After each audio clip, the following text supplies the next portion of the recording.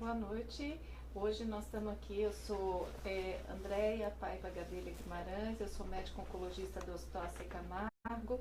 Estamos aqui para esclarecer alguns questionamentos dos tumores ginecológicos. Boa noite, eu sou o Dr. Glauco Baiocchi, eu sou diretor do Departamento de Ginecologia Oncológica aqui também do AC Camargo. E estamos hoje, eu acho um grande prazer da gente participar aqui desse Facebook ao vivo e tentar trazer um pouco para vocês o nosso trabalho e sanar algumas dúvidas que são muito frequentes e que nós vemos também no nosso dia a dia. Tá? No departamento, a gente sabe que a oncologia, o tratamento da oncologia, o tratamento é feito nessa base de cirurgia, que é, no caso, meu departamento, a doutora Andréia na oncologia clínica e a radioterapia. E dos cânceres ginecológicos, que a gente vai debater muito hoje, são dos cânceres ginecológicos, mas não mama, onde a gente trata o câncer de vulva, o câncer do colo do útero, do endométrio, que é o corpo do útero, dos ovários e trompas. Então é isso que a gente quer trazer para vocês aqui. Tá? A importância, a gente sabe que o tratamento oncológico, habitualmente, ele obedece um tripé de tratamento, normalmente tem um tratamento multidisciplinar, em que se conta muitas vezes com o cirurgião, com o oncologista clínico e eventualmente o radioterapeuta em algumas situações. A importância do diagnóstico precoce e do primeiro tratamento adequado. Então, a importância de sempre procurar um especialista na área que faça mais a área oncológica, especificamente nos tumores ginecológicos. E envie as suas perguntas. Eu acho que uma primeira pergunta aqui que a gente recebeu é da Lucille. E a Lucille nos pergunta se eu posso tomar a vacina da HPV mesmo estando fora da idade? Lucille, essa é uma pergunta muito frequente e importante. Na verdade, você pode tomar sim. O ideal da vacina da HPV é que ela seja tomada antes do primeiro contato sexual. O HPV, a transmissão dele basicamente é feita por via contato sexual. Então a idade mínima é 9 anos e a gente se usa, na verdade, dos 9 aos 26 anos. Mas a preferência é na pré-adolescência ou na adolescência, quando a menina ainda não entrou em contato com o HPV, e aí você vai ter uma maior eficácia dessa vacina contra o HPV. Hoje no mercado a gente tem basicamente duas vacinas. A gente tem uma vacina quadrivalente, que é contra 4 tipos de HPV, onde ela inclui o HPV 16 e 18 e os HPVs 6 e 11. O HPV 16 e 18 ele é responsável por 70% dos cânceres de colo e os 6 e 11 são responsáveis por 90% das verruguinhas genitais que não viram câncer. A outra vacina no mercado é bivalente e ela só tem então entre o 16 e o 18. Então a menina que tomar a vacina do HPV, ela vai ter sendo protegida então principalmente contra o 16 e 18. É uma proteção realmente como ela nunca entrou em contato, quase 100%. E você vai ter lembrar que, como ele é responsável por 70% dos casos, tem os outros tipos de HPV que a menina ainda vai ter que continuar tendo que fazer o seu preventivo, o seu Papa Nicolau. Aí você pergunta, então eu posso tomar em qualquer idade? Sim, pode tomar em qualquer idade. A questão, na verdade, do HPV, a grande barreira acaba sendo o custo. E a gente não tem como saber se você já entrou em contato com os HPVs relacionados da vacina. Se você nunca entrou em contato com esses HPVs, você vai estar protegida como se nunca tivesse entrado em contato. Mas se você já entrou em contato, essa infecção do HPV se resolveu espontaneamente, e a gente espera que isso aconteça em 90% dos casos, você vai estar, de qualquer maneira, protegida um pouco mais do que quem nunca tomou a vacina. Um outro motivo de tomar vacina na pré-adolescência, na adolescência, é que a vacina, a parte de resposta imunológica nessa fase é muito mais exacerbada do que na idade adulta. Então até se discute se nessa idade você poderia até tomar 2 doses da vacina ao invés de 3 doses da vacina. A importância da vacinação do HPV é porque o HPV hoje está relacionado não só ao tumor de colo de útero, como tumor de vulva, tumor de canal anal, tumor de cabeça e pescoço, e tem todas essas verrugas genitais relacionadas às doenças sexualmente transmissíveis. Como o Glauco já comentou, dessas vacinas que estão no mercado, a gente tem uma perspectiva breve de entrada no mercado de uma vacina nonavalente, que é a cobertura 9 tipos de HPV, que dará uma cobertura um pouco mais ampla. Expectativa disso por volta de 2018. Bom, a gente tem mais uma pergunta aqui, André. Agora Pereira, não sei se é o Pereira ou a Pereira, mas é Pereira. Então, ela está fazendo, ou ele está fazendo uma pergunta sobre câncer do colo, ligado ao tratamento, né? Então, ela pergunta, muitas pacientes estão perguntando sobre a bracterapia no tratamento do câncer do colo. Se vocês poderiam comentar o tema. O câncer do colo, só para lembrar, que o fator causal e importante necessário para desenvolver o câncer de colo é a infecção pelo HPV de alto risco, só que ele não é suficiente. Ele é necessário, mas não é suficiente. A grande maioria das mulheres que entram em contato com esse HPV se resolve a infecção e nem fica sabendo.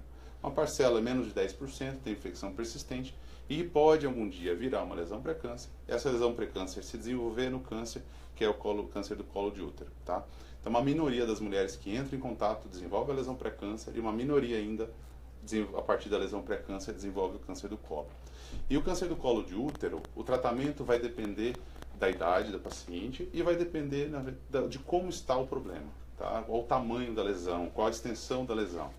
Os tumores mais iniciais, que são aqueles restritos ao colo do útero, que não saíram para as estruturas em volta do colo, os ligamentos do útero ou para os gânglios em volta do útero, essa doença inicial ela é tratada com cirurgia. A partir do momento que a gente tem uma doença um pouco mais avançada, onde ela já está estendendo para esses ligamentos, ou tem algum gânglio comprometido, ou estendendo para a vagina, o tratamento é baseado em radioterapia, associado à quimioterapia, que potencializa esse efeito da radioterapia.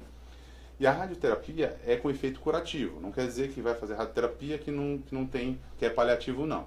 Na verdade, a radioterapia também tem o intuito curativo, e são feitas aplicações externas, que é a chamada teleterapia, e depois são feitas aplicações direto no tumor. Isso é a bracterapia. Então, a bracterapia é uma modalidade de radioterapia, onde o radioterapeuta ele vai levar uma dose alta, bem próximo do tumor, e basicamente vai agir sobre o tumor, e é capaz, então, essa dose de esterilizar e curar, muitas vezes curar essa paciente.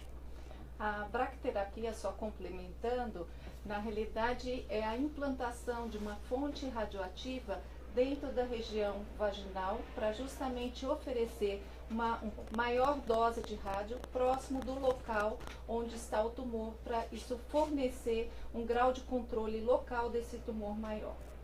Tá? Tem mais uma pergunta aqui, André, da Vanessa Lima. Voltamos ao HPV. O HPV sempre é fruto de perguntas. Então, a pergunta da Vanessa uma vez com HPV, você pode tomar a vacina? Sim, você pode tomar a vacina, tá? Só que quando ela não é tão eficaz quanto se a mulher nunca tiver tido contato com o HPV. E se o HPV realmente for o tipo da vacina, esse efeito, digamos assim, não vai ser terapêutico, você entendeu? Então, você não vai estar tratando esse HPV tomando a vacina.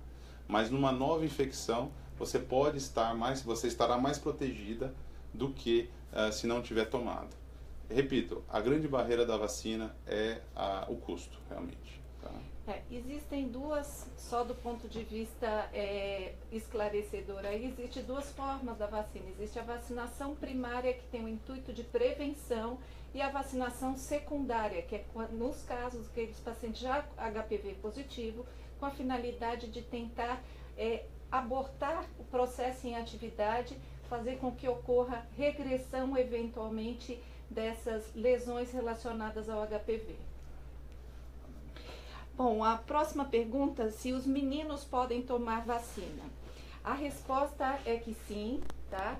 Hoje, a maioria dos consensos que sugerem a vacinação para o HPV, que, como o Glauco já falou, essa vacina é mais eficaz antes do início da vida sexual. Então, normalmente, a idade sugerida para vacinação entre 12 e 13 anos, porém, aqueles pacientes com menos de 15 anos devem tomar a vacina para o HPV. Nessas situações, os consensos mais recentes sugerem até que nessa situação possa ser feito apenas 2 doses do HPV. Aqueles pacientes acima de 15 anos, muitas vezes precisam, ou que fizeram a vacina de forma irregular, devem receber as 3 doses. Um grande problema que a gente tem hoje da vacinação do HPV é a vacinação incompleta. Boa parte dos pacientes às vezes tomam uma única dose e não voltam para fazer ou a segunda ou a terceira dose. E essa vacinação incompleta tem sido um grande problema de saúde pública, não só no Brasil, como a maioria dos países. Tem mais uma pergunta aqui do Fernando, e ele perguntou: e quanto aos casos de câncer de colo do útero não relacionados ao HPV? Poderiam comentar? Fernando, o câncer do colo, a gente pode dizer realmente que o HPV, a contaminação pelo HPV de alto risco é fator causal, é fator necessário. E repito, é necessário, mas não é suficiente. Você tem a parte imunológica, que é extremamente importante, você tem outros cofatores, que são fatores de risco, como por exemplo o tabagismo, mas ele é necessário. A gente encontra o HPV no câncer de colo em 99,7% dos casos. 99,7% dos casos. Então, existem alguns subtipos de câncer de colo de útero muito pouco frequentes, muito raros, que podem não ter relação com HPV. Mas a gente pode dizer hoje que câncer do colo de útero é igual a uma infecção por HPV em algum momento da vida do paciente. E lembrar que assim, a importância do Papa Nicolau, o câncer de colo de útero, na grande maioria das vezes, é uma doença prevenível. Então, a importância do Papa Nicolau anual é fundamental, porque qualquer alteração inflamatória no colo do útero relacionada ao HPV é passível de tratamento e passível de resolução. Isso a gente diminui e muito o risco, eventualmente, de um câncer de colo. Isso é muito importante que a Andrea falou agora, porque o câncer do colo de útero é um modelo muito interessante de diagnóstico precoce. Primeiro, que o colo do útero ele é acessível no exame físico. Segundo, que a gente conhece a causa inicial dele, que é a infecção pelo HPV de alto risco.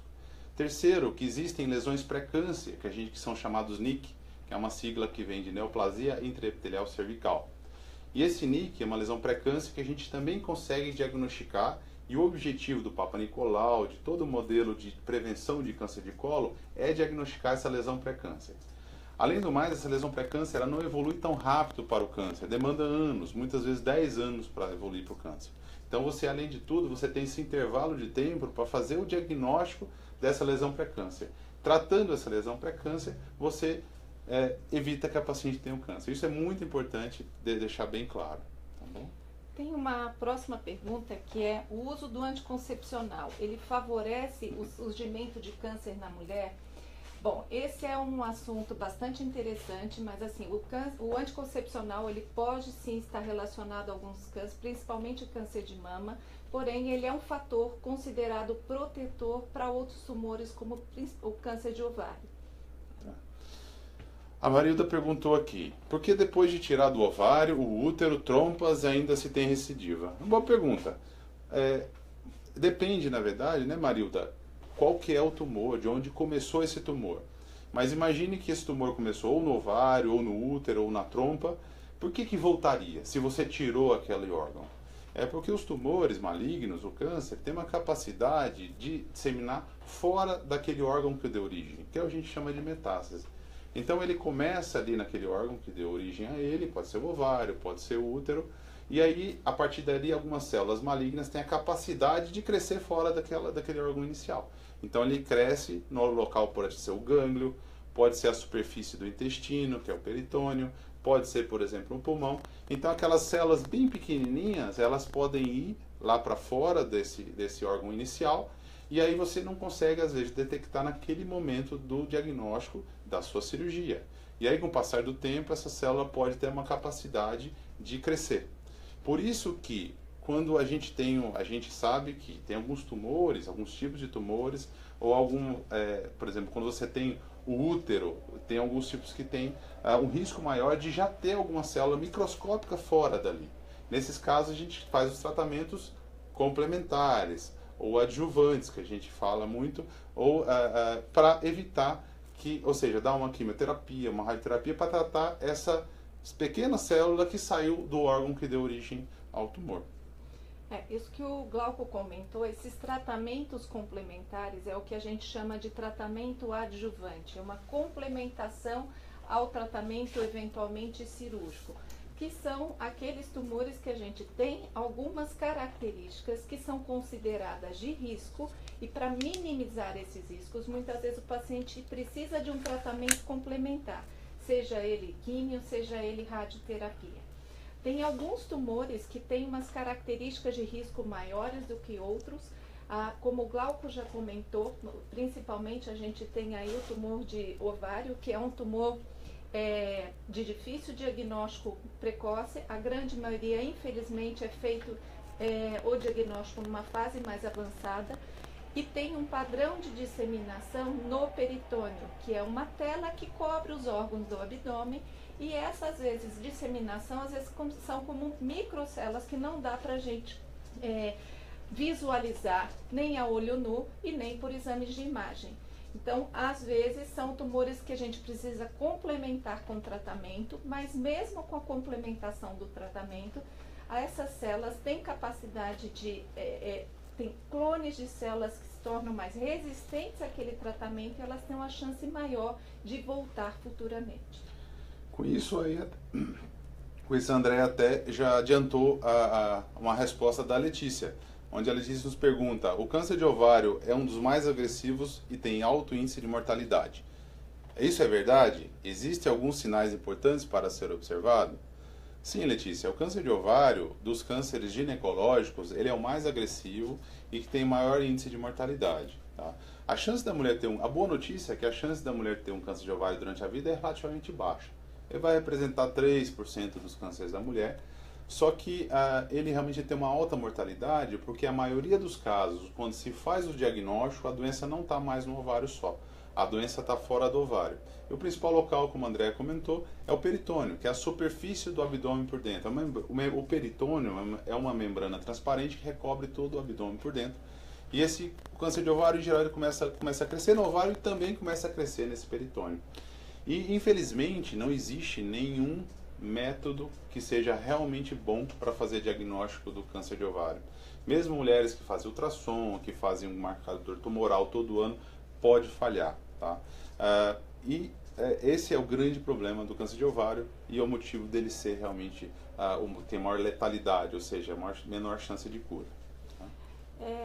Pegando um pouquinho só esse gancho aí do ovário, que eu acho que é um dado interessante, hoje, os pacientes com câncer de ovário, a gente tem feito avaliação do ponto de vista genético. Tá? Então, é importante a questão da história familiar, seja ela história de câncer de mama ou mama e ovário hereditário. Histórias familiares são de extrema importância nessas situações. Muitas vezes é necessário fazer pesquisas genéticas, pesquisa especificamente de 2 genes mais importantes, que é o BRCA1 e 2, que podem estar relacionados não só a câncer de ovário, a câncer de mama e ovário. A Juliane nos fez uma outra pergunta aqui. Boa noite. Tem limite de idade para a realização do Papa Nicolau? Na verdade, tem recomendações, né? A recomendação brasileira do Ministério da Saúde é iniciar o primeiro Papa Nicolau aos 25 anos de idade. A recomendação americana é a partir dos 21 anos de idade. E tem o momento do término. Então, se essa mulher fez esse rastreamento, esse Papa Nicolau durante sua vida de maneira correta, ela poderia, por essa recomendação, parar de fazer o Papa Nicolau aos 65 anos de idade. Tá? O grande problema, muitas vezes, que a gente vê até desses consensos é porque hoje se inicia a vida sexual muito precocemente e os múltiplos parceiros acaba sendo um fator de risco, e muitas vezes se inicia o Papa Nicolau, às vezes até no início da vida sexual. A Luciane fez mais uma pergunta. Quem fez esterectomia total, inclusive tirando o colo, tem que fazer o Papa Nicolau anual? Essa é uma pergunta fantástica, que a gente ouviu no dia a dia no ambulatório. Não. A mulher que retirou o colo do útero e não operou esse útero por doença maligna, como o câncer do colo de útero, ou ela nunca teve nenhuma história de lesão pré-câncer no colo do útero, ela não precisa mais fazer Papa Nicolau. O objetivo de fazer Papa Nicolau nessa mulher, que nunca teve nenhuma lesão pré-câncer, nem câncer do colo de útero, seria diagnosticar câncer de vagina. Mas é muito interessante estabelecer um paralelo. Você fazer um Papa Nicolau, pensar em diagnosticar câncer de vagina, seria o mesmo de fazer mamografia para diagnóstico de câncer de mama no homem. Tá? Esse é o paralelo igual, que a gente não faz mamografia para diagnosticar câncer de mama no homem. Tá? Um dado interessante, eu acho que apesar de ter uma lesão benigna, é importante a consulta no ginecologista regularmente, porque mesmo que não seja feito o Papa Nicolau, só o exame muitas vezes olhar a região, porque na realidade você não tem mais o colo do útero, não tem útero, mas você continua tendo vulva, vagina e que precisa ser avaliada pelo ginecologista se tiver alguma anormalidade, tomar a conduta, a intervenção precoce. Sim, é muito importante os sintomas, né? Então, se você tiver algum sintoma, sem dúvida nenhuma, deve-se procurar o ginecologista, mesmo fora daquele segmento normal. Vamos lá, a Cida fez uma outra pergunta, que é o seguinte: o nódulo benigno pode se transformar em câncer em quem já teve recentemente? Será que eu acho que na realidade, assim, depende. Esse é uma pergunta que ficou um pouco ampla, porque na realidade o nódulo benigno de onde? Né? Mas de qualquer forma, assim, se já teve um câncer e tem um nódulo benigno, é uma doença benigna e ela vai manter o acompanhamento como o acompanhamento normal em quem teve um tumor. Ela só teve a felicidade de encontrar uma lesão e que por sorte era uma lesão benigna e não tinha nenhuma relação com o tumor anterior. Tratamento complementar. Fale um pouco sobre a eficácia. A Miriam pergunta da eficácia das terapias complementares no tratamento de cânceres possíveis. Existe alguma bibliografia do Hospital AC Camargo sobre isso? Né? Essa terapia alternativa, né? Terapias complementares, assim, se a gente for pensar em terapia complementar, é isso que a gente já comentou, que na realidade o tratamento oncológico ele é multidisciplinar. As terapias complementares habitualmente são elas a radioterapia, a quimioterapia. Eu não sei se ela quis, na realidade, dizer de tratamentos alternativos, que hoje é uma coisa extremamente frequente da gente ver.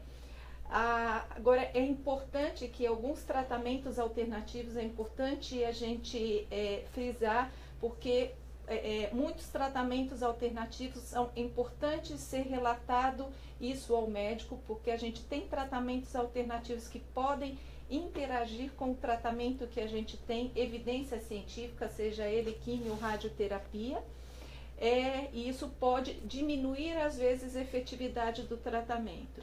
E os tratamentos complementares têm tratamentos alternativos, aliás, que têm respaldos científicos, outros não. Então, a importância não deixar de fazer o tratamento que a gente tem evidência científica, substituir um tratamento por outro. E lembrar que os tratamentos complementares vão entrar também, por exemplo, a acupuntura, tem muito dado, acupuntura, a eletroterapia, a fisioterapia com várias outras modalidades que vão ajudar muito nesse tratamento multidisciplinar. Vamos agora para a pergunta já número 14. A Luciana pergunta para a gente: poderia falar sobre mioma? Bom, o que é o mioma, né? O mioma é um nódulo benigno, então, da camada muscular do útero. Então, o útero, ele é dividido em corpo do útero e colo do útero. O corpo do útero, ele tem uma camada mais interna, como se fosse uma pele interna, que é o endométrio, que é o que descama na menstruação, e que é até o local mais frequente de ter câncer do corpo do útero. E a gente tem a camada interna, um pouco mais interna, que é a muscular, que é chamado miométrio. Os miomas são tumores benignos, são nódulos benignos, originários dessa camada muscular. São extremamente frequentes, tá? E os miomas, eles podem ser originários, eles podem estar, na verdade, localizados no meio dessa muscular, então ele chama intramural. Ele pode estar indo para essa camada mais interna, que é o endométrio, então ele chama submucoso, ou ele pode estar para fora, chama subseroso. Os miomas, eles são muito frequentes, mas na maioria das vezes eles não são sintomáticos. Tá? O que é o sintoma, né? Então, o sintoma do mioma é ou sangramento aumentado durante a menstruação, entre a menstruação, ou ele começa a crescer muito e começa, por exemplo, a comprimir a bexiga, dar dor. Então, os miomas, eles devem ser tratados basicamente quando você tiver sintomas, né? Se a mulher não tiver sintomas, ou por aumento do volume ou por sangramento, esse mioma deve ser só acompanhado. O mioma não vira câncer, tá? Existe um tipo de câncer da camada muscular, que são sarcomas, que são extremamente agressivos, e o crescimento do sarcoma, ou o aparecimento do sarcoma, ele não vem, a princípio, do mioma, ele já começa como um sarcoma. Tá? Bom, tem uma próxima pergunta aqui da Adriana, que quando se teve câncer de mama e na sequência aparece um pólipo, um sugestivo de pólipo no endométrio, isso pode ser câncer? Bom, Adriana, na realidade é o seguinte, o tratamento do câncer de mama muitas vezes tem na complementação do tratamento o que se chama de hormonioterapia. Na realidade não é uma terapia de reposição hormonal, são terapias hormonais que fazem um bloqueio estrogênico e isso pode ter um efeito, esses bloqueadores estrogênicos, um deles mais especificamente o tamoxifeno, ele pode levar a uma alteração, ele tem um efeito estrogênico no útero e ele pode levar a um espessamento, a parte do endométrio, que é essa parte interna do útero, ela ficar um pouquinho mais grossa e muitas vezes predispor até o aparecimento de pólipo. O pólipo, uma vez visualizado e sendo retirado, sendo um pólipo benigno, o problema está resolvido. Agora precisa muitas vezes ser checado realmente o anátomo patológico, que é o resultado complementar do o nome e o sobrenome desse pólipo, para ver se não tem nenhuma área tumoral, porque existe sim a relação muitas vezes do uso de tamoxifeno com risco maior de tumores no endométrio, que é essa camada interna do útero. Bom, mais uma pergunta. A Eleir nos faz a seguinte pergunta: a endometriose pode evoluir para o câncer? Uma boa pergunta, Eleir. E na verdade, a endometriose, o que é endometriose? O endométrio, como eu havia falado, é aquela membrana que fica interna do útero. Essas células dessa membrana podem sair do útero e pode ir para outro local. Então ela pode cair e começar a crescer no ovário, ela pode ir atrás do intestino e começar a crescer, pode começar a crescer na tuba, ali na bexiga, tá bom? E a endometriose leva muitas vezes à infertilidade e leva muitas vezes à dor. Então o tratamento da endometriose ele é feito em geral por causa da dor ou por causa da dificuldade de engravidar. A gente sabe que a endometriose, a mulher que tem endometriose, comparado com a mulher que não tem endometriose, ela tem um risco maior de poder desenvolver alguns tipos de câncer de ovário que não são tão frequentes. Você entendeu? Então é o risco comparado com quem não tem. A gente não pode considerar a endometriose como uma lesão pré-câncer que vai desenvolver câncer. A gente sabe que alguns tipos de endometriose poderia vir a desenvolver câncer. Tá? Então você não vai, por exemplo, tirar o ovário que tem um foquinho de endometriose, você quer engravidar porque aquilo poderia virar câncer. Não é assim que a gente tem que pensar. Tá? Bom, pergunta da Beatriz: e os ovários policísticos? Qual o tratamento alternativo além de hormônios? Boa pergunta. É basicamente hormonal mesmo, né? O tratamento do ovário policístico basicamente é hormonal, tá? Se usa também algumas medicações para diminuir, acertar a resistência à insulina, mas é basicamente hormonal mesmo. Uma pergunta da Lúcia: por favor, fale um pouco de câncer de endométrio e sua evolução.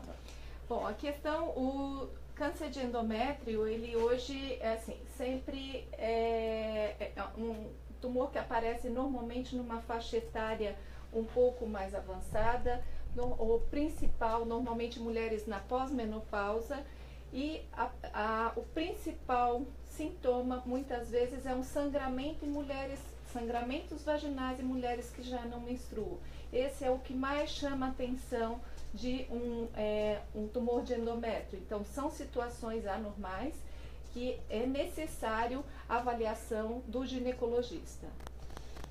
O câncer de endométrio, complementando, ele é um pouco mais frequente do que o câncer de ovário, e ao contrário do câncer de ovário, o câncer de endométrio, a maioria dos casos, a doença é mais inicial, ela é restrita ao útero. Então 80% das vezes ele é restrito ao útero, não tem doença fora do útero. E a principal via de disseminação do endométrio, no caso, é para gânglios da região da pelve. O tratamento básico do câncer de endométrio, para resumir, ele é feito com cirurgia, onde a cirurgia é retirada o útero, ovários e trompas, e na dependência do tipo do câncer ou como ele está no útero, a gente precisa também avaliar esses gânglios da região da pelve. A maioria dos casos, como você tem uma doença bem inicial restrita ao útero, não precisa fazer tratamento complementar, mas uma parcela tem que fazer uma radioterapia para evitar que a doença volte na região da pelve, e no caso, se você tiver doença fora do útero, ela tem que fazer tratamento complementar com quimioterapia também. Tá? Bom, a pergunta da Vanessa: uma vez um câncer de útero tratado logo no início, tem perspectiva de cura? E futuramente a mulher pode engravidar? O câncer de... Aí a gente estaria falando basicamente do endométrio, né? É uma pergunta muito boa, Vanessa, porque você pensa o seguinte: poxa, o câncer está no local onde o neném cresceria. Então, o que eu vou fazer, né? Então, o câncer do endométrio, o que a gente usa como tratamento, como eu comentei inicialmente, é a retirada do útero, ovários e trompas. E com isso a menina não poderia engravidar. Como a André comentou, a maioria dos casos acontece na menopausa, onde você não tem a preocupação da fertilidade. Mas por volta de 5% acontece antes dos 40 anos. E existe uma parcela muito pequena das pacientes que tem um câncer de endométrio muito inicial, por exemplo, localizado num pólipo, ou seja, uma lesão bem inicial, e que a gente pode pensar em preservar a fertilidade dessa menina. E o que a gente faz? Esse pólipo é retirado e a gente usa hormônio. Então, o endométrio, ele é estimulado pelo estrogênio e é bloqueado pela progesterona. Então, a gente usa a progesterona com doses altas para poder tratar não só esse endométrio, como esse câncer inicial. E aí, com isso, alguns casos muito selecionados, repito, essa mulher pode tentar engravidar. Tá? Bom, eu acho que foi muito bom estar aqui com vocês para responder essas perguntas. É um prazer muito grande poder estar aqui. Infelizmente a gente não consegue responder todas as perguntas, então essas perguntas podem ser enviadas, né, para o Facebook do AC Camargo Cancer Center, e é importante a mulher cuidar da sua saúde, né, André? Nós estamos no mês assim que eu acho que é fundamental. A gente está vendo aí em todos os lugares a cidade colorida de rosa. O rosa hoje tem o papel da prevenção do câncer de mama, mas eu acho que a gente precisa pensar na mulher como um todo. Então, não só o câncer de mama, mas os tumores ginecológicos precisam a consulta regular ao ginecologista. A gente minimize muito, facilita esses diagnósticos precoces e evita muitas vezes doenças mais avançadas e tratamentos que geram um grau de sofrimento maior. E muitas dúvidas que vocês podem ter, vocês também podem sanar no site do AC Camargo, accamargocancercenter.org.br. Muito obrigado, boa noite a todos. Boa noite. Boa noite.